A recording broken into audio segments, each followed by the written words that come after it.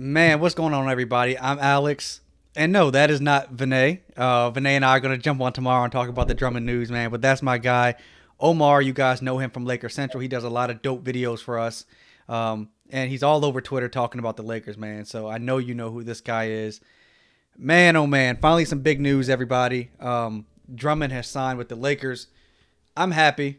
Omar was texting me right up until this point, and then he's the one that broke the news to me. I didn't even know it had come out, and we decided to jump on, man. So, Omar, man, it's your first time on the show, but I'm gonna let you do your thing, man. How you feel about Drummond being a Laker?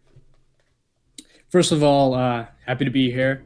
And what's up, everybody? What's up, Laker Nation? You know, it's been tough times recently with AD out, LeBron out too, and we've seen our team slide in the standings a bit. But this has been something that we've been hearing the rumor mill, and one could say that there's been too much smoke about Drummond joining the Lakers, and I feel like him joining the team just brings another physical body, physical presence, and I'm excited to see what he brings to the table when you pair him with AD, LeBron, and all the other high IQ players we have on the team. Um, Especially Vogel. We know Vogel's track record when it pertains to big body centers. Mainly Roy Hibbert, um, as well as McGee and Dwight Howard. We saw the roles that we've had with the types of centers that Drummond can be compared to. So I'm excited when he gets integrated with the team, what he brings. It's just a different dynamic. You know what I mean? You have Gasol, who's a stretch big, high IQ passing.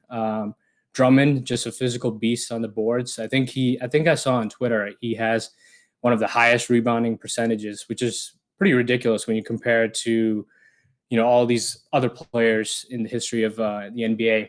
Um, so I'm just excited, man. This is big news. I don't think it's something we the league or the other teams should take lightly. Um, he's very talented. He's 27 years old. I think he's going to bring a lot to the table. Look, man, you said everything that I was thinking. Um, Drummond, there are people out there talking about Drummond's shortcomings, right? And I think what people need to recognize is one, Andre Drummond has never played with anybody like Anthony Davis. Andre Drummond's never played with anybody like LeBron James. So just by the nature of their greatness, he's going to be elevated and possibly pushed to whatever his potential actually is, even at 27. And then he's put in a situation with Frank Vogel, right? Frank Vogel, I think he's the best defensive coach in the NBA. We saw what he did with Indiana. You mentioned Roy Hibbert. Look at Remember when the Lakers signed Dwight Howard and people were like, Dwight's done. He's no good anymore. He's finished. He came to the Lakers, man. It was an important piece in our defensive rotation. Not only did he stretch the floor offensively, by being able to catch lobs and things like that with the vertical spacing, but defensively, he gave Jokic blues in the playoffs, right? Like just having a big Yeah. body now. Make no mistake, Andre Drummond isn't. I don't believe he's got the defensive IQ that Dwight is an all-time great defensive player. But look what they got out of JaVale.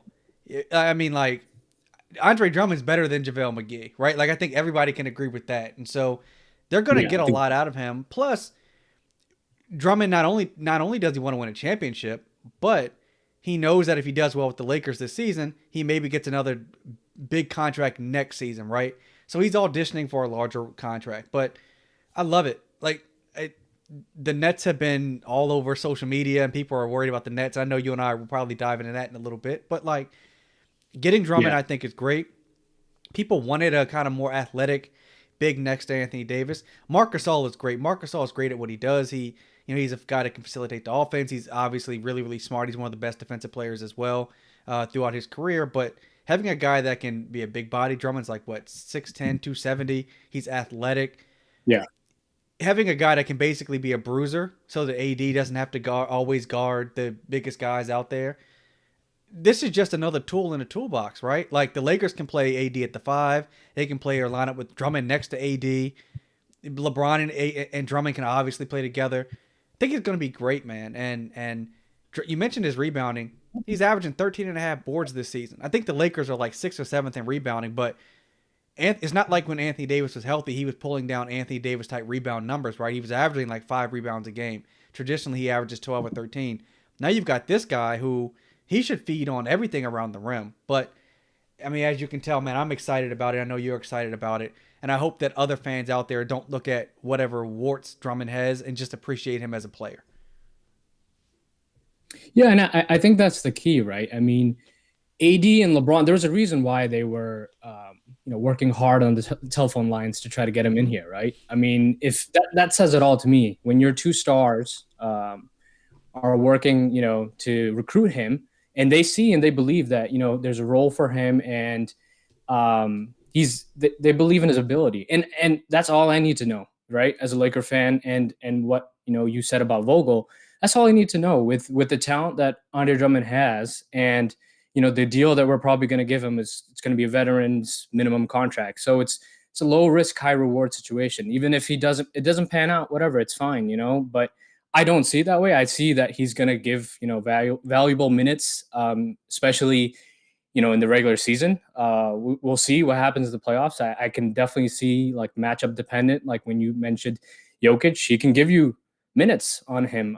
He's another 6 fouls. That's how you kind of have to use it that way. That's what teams used to do to kind of gear up against AD and the bigs that we have. So I think it's a win for us, and it just adds even more to the physicality that our team brings to the rim, and I think that's the biggest takeaway for me. Between Drummond, Montrezl Harrell, LeBron James, Anthony Davis, and even Dennis Schroeder, they just apply so much pressure to the rim, which just gets you easy looks and easy baskets, and that's what matters come playoff time. You know, as much as we've had some woes as it pertains to the 3-point shooting. When it's the playoffs, you just need to get to the rim and you need to get those easy shots and easy looks. That's the winning formula that the Lakers are striving for. Combine that with the defense, and he brings that. I mean, look, you mentioned Schroeder, right? Like Schroeder loves to get to the rim. He's a competent offensive player. He can orchestrate the offense. Drummond should get easy baskets. I think playing with Schroeder, playing with LeBron. I think Vogel's going to get a lot out of him. I saw something the other day that said, Drummond hasn't played since like February 25th or something. He might be out of shape. I don't think he's going to be out of shape at all. I mean, and it's not like he's expected to play 40 minutes a night with the Lakers anyway. There will be some questions to what the rotation looks like. He's obviously going to start.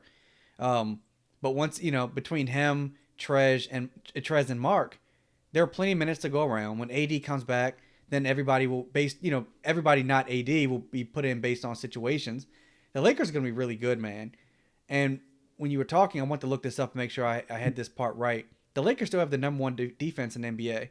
That's with LeBron missing 5 games. That's with Anthony Davis missing 23 games. Like, they still have the best defense in the NBA. That's nuts. And so while the Nets are going all in on offense, the Lakers are clearly trying to make sure their defense can go up against basically anybody if they have any dry spells on offense. Um, but I love the move. Like I feel like here's what I think happens, man. If the Lakers we sign Drummond, people are going to downplay the signing. If we didn't sign Drummond and the Nets or Heat or somebody else, then all of a sudden Drummond is like the second coming of prime Dwight Howard. Like, it's just Right. there's a lot of noise out there, man. But how do you like what the Lakers are doing versus what like the Nets are doing? Well, I think it kind of goes with the mentality of the coaching staff, right? So with the Brooklyn Nets and the types of players they have, Mm-hmm. they're obviously more offensive centric, right? And they're running pretty much the Mike D'Antoni offense over there, and James Harden is the lead horse that's basically generating a bunch of easy driving kick opportunities for and they have a great set of role players that fit perfectly. And it makes sense. I mean, in terms of the buyout market moves that they're going for, they're going all in offensively, especially kind of the small ball, right? When you saw them go for Blake Griffin, and I saw reports that he's going to be used as at the 5 and all that, kind of reminded me of the Houston Rockets team last season. Whereas On the flip side, with the Lakers, they're kind of just doubling down on what worked last season, right? Their defense, they hang their hats on the defensive end, and I kind of made the point last season when I was watching them play in the bubble that you know their third player kind of changed from game to game, but that third player was their defense. Their defense, when they're locked in, it's really hard to score on them and get easy baskets. And they ran through the West. I know, narratives change and people look back and Right. people say, "Oh, the bubble is easier to play" and all that kind of stuff. At the end of the day, there's two hoops. It's a basketball, and there's players on both sides, and you're competing. And it doesn't matter what you want to think or say. When they were locked in, their defense was ridiculous. And coming into this season, I would have thought that their defense would have taken a step back and their offense would have flipped. But we're seeing a difference, right? They're still number one in the defensive rating, like you said, even with AD missing over 50% of the games. LeBron's been out too. And, again, this is their mantra, right? This is what they believe in. And I believe like when you really lock into a playoff series and you build out, situationally how your lineups need to match up with the other team, Mm-hmm. offense will come. It'll come. LeBron is a mastermind when it comes to controlling the pace and, attacking the other defenses and getting easy looks and opportunities. And then you have AD and AD 2.0, right? Mm-hmm. On coming off the glass and getting those tip slams or whatever. So I'm very excited. I'm excited to see how Drummond fits, and I think what you said about him being out till what was it, February 26th? Something like that. It's Yeah. been a month. Um, yeah, I think we can expect to see some ramp up Mm-hmm. with him, and obviously the team's kind of injured right now. I don't expect too much out of him to begin with, but when the team's healthy, I'm really excited to see those last 15 games how we ramp up and close out the regular season. I am too, man. I'm gonna bring in some of the comments here so we can react to what the fans are saying. Let's see here. Who can I get in here first? So there, Brian Tufly, he asked, so what does it mean until Brian and AD come back? Um, Brian, so they're going to be out a few more weeks at least. LeBron probably 2 or 3 weeks, and then AD hopefully comes back sometime before the playoffs. But right now I think Andre Drummond signing with LeBron and Anthony Davis being out allows him to kind of build some camaraderie with the other guys on the team, as well as like Schroeder. I think his chemistry with Schroeder I think will be big. So it just gives them these other guys a chance to kind of get to know him a little bit better. LeBron and Anthony Davis can play with anybody. Like I'm not worried about them coming back and not having a lot of game time with him. But what do you think, Omar? How do you feel about him coming back, him coming to the Lakers while LeBron and Anthony Davis are still injured? Yeah, I totally agree. I think this is the time where he can slowly ramp up, get his cardio back into, Mm-hmm. in game shape. And I think I know there's been, reports and there's been back and forth on Twitter and him starting. I think the concern is that I think he had COVID and the conditioning aspect of that. Yes. And there's definitely impact to that. So it makes sense, having, a young 27-year-old on Drummond to start for the Lakers, right? And I think there's going to be an excellent two-man game between Dennis Schroeder and Drummond off pick Mm-hmm. and rolls. Just because Drummond's speed is, I mean, not Drummond's speed, sorry, Dennis Schroeder's speed is something that I haven't seen any player keep up with him when he applies pressure to the rim, and then even I've seen him miss some of those layups. When you have a Yeah. big man and Drummond like chasing after that, he's going to get those rebounds and easy putbacks. And I think he'll integrate pretty easily. Even I love how AD's been on the side, on his iPad coaching Mm-hmm. up everyone. So I'm pretty sure he's gonna coach up Drummond pretty quickly, and I think they have a friendship outside of basketball too. So no, I think he's gonna fit fine. There's going to be ups and downs. There's always ups and That's downs right. with, a new player joining a new team. And again, he's been on two, sorry to say, but two losing franchises. Um, and, he's going to be integrating into winning culture. Um, you know, I want to temper expectations again to Laker Nation with Drummond joining forces with AD and LeBron out. We shouldn't expect him to be like the number one option, but, he's going to be just getting ready and acclimating himself with the team. And I think we'll see a natural progression. And it's going to be exciting and fun to watch. No, I agree, man. I mean, Nicholas in the comments said the Lakers D is going to be even better now. Flexibility with different lineups. That's how we won the championship last season. Being able to go to a super big lineup or super small lineup with Kuz at the four or Markeith at the four. Like, hell, you can play LeBron at the floor at the four and run what Schroeder and KCP or Alex Caruso or West. I mean, there's so many different lineup combinations that are at Frank's disposal. And I think the thing is, he's a guy that, look, Andre is only 27 years old. He's still in his prime. And he hasn't been on good teams, as you mentioned. He's going to now come to a situation where the Lakers are expected to compete for a championship. He'll be just fine. Like, Frank's going to put him in the right position. I wouldn't worry at all. I agree with you. Give him some time to kind of get his conditioning, fully up to speed. But the Lakers, I think, will be fine. I think that the meltdown that a lot of fans are having about the Lakers won't be good enough to beat the Nets, or we're going to fall out of the playoffs or fall into the play-in game. I don't think any of that's going to happen. I think the Lakers will, maybe fall down to 6 or 7. I think that they can win some of these games that might look unwinnable. And when LeBron and Anthony Davis comes back, hopefully they're rested and their conditioning has remained top notch. I'm sure LeBron says he's an animal. So I mean, LeBron year round is right. So yeah, Yeah. I think they'll be fine. And I think when you see what the Nets are doing, I wouldn't worry so much about those guys. Like, it's no foregone conclusion they're going to come out of the East, right? Like, people thought the Bucks last year were going to, and all of a sudden Miami swooped in and whipped up on them. Like, I mean, Or the Clippers. Clippers too in the Western Conference, right? so it's funny, man, because like last year everybody talked about the Clippers, and now this year you don't hear anything about them. Like, they're like an afterthought, You don't hear a single word. right? Yeah. I mean, so the Nets on paper, I get it, they look scary. I see all those All-Star appearances that people are posting with their team, but like Blake hasn't been an All-Star in years. LaMarcus hasn't been an All-Star in years. Like, they're still good players, but those aren't the guys that I'm worried about.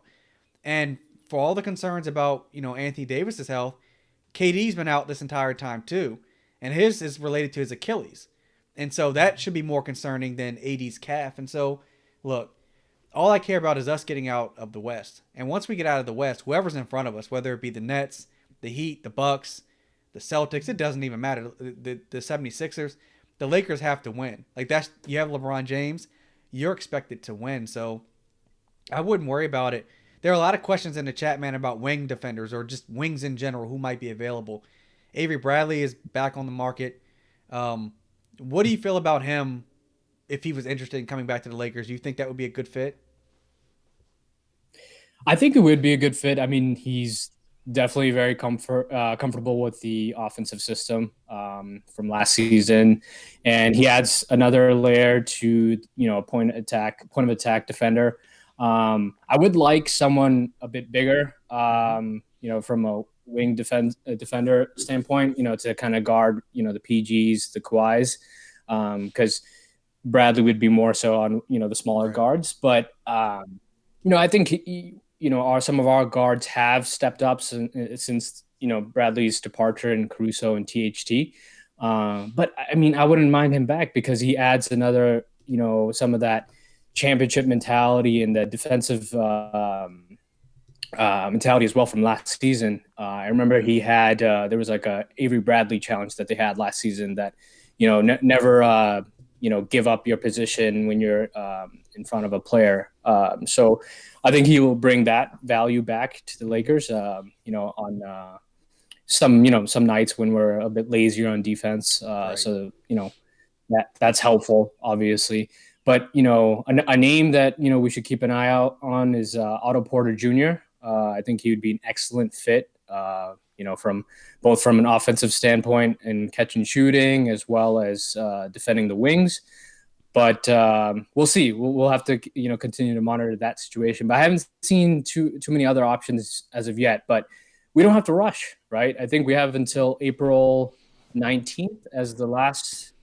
I don't know if my dates are correct, but we have some time until we can figure out who else to add, and I think we can clear up another roster spot as well to potentially add two more players. So, I'm sure Palenka in the front office and Vogel and the staff will figure out anything if we need any players. But yeah, no, I would love to add another wing defender as added depth. Yeah. So Otto Porter Jr., man, he shoots 40% from three for his career. I mean, that's bonkers. Now, there's a Lakers tax that when he gets to the Lakers, he'll probably drop down at least 25 basis points or something like that because all these three-point shooters do. But, the Magic have said they're not going to buy him out. Something could change because things are fluid, I think.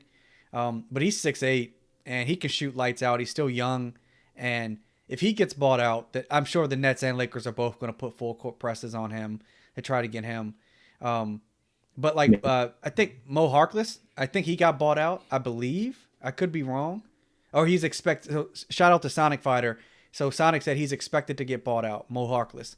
He was someone that I was interested in last year as a good defender. He's not great offensively, doesn't really shoot, but he's a credible defender. And so if you're going to go up against someone like the Nets, who has all these guys on the wing that can do whatever they want, you're going to go up against the Heat that, Jimmy Butler was great in the playoffs last year, or you meet Boston or Philly, whoever it is, they've got all these wings. You want to have as many defensive wings as possible to throw at these guys. And all of our wings, outside of LeBron, are under like 6'5", like Wes and THT and Schroeder and Caruso. They're all under 6'5", and so you've got LeBron who can guard anybody. Anthony Davis, we saw he guarded Westbrook last year in the playoffs. I mean, he can guard anybody as well, but I would love to have another wing. Now, shout out to Kuzma, who's been way better defensively this year. I think Kuzma's been a much better player than people give him credit for. But how do you feel about Mo Harkless? Yeah, no, I think I totally forgot about him. No, he'd be excellent because you can pretty much switch him on any and bought out and then bring him in. But yeah, I agree. You want to kind of limit the minutes you put on LeBron and AD on the defensive end, because you want to use them on offense, obviously, because that pretty much that two-man game that was our offense last season. And, the more minutes, especially earlier in the game come the postseason,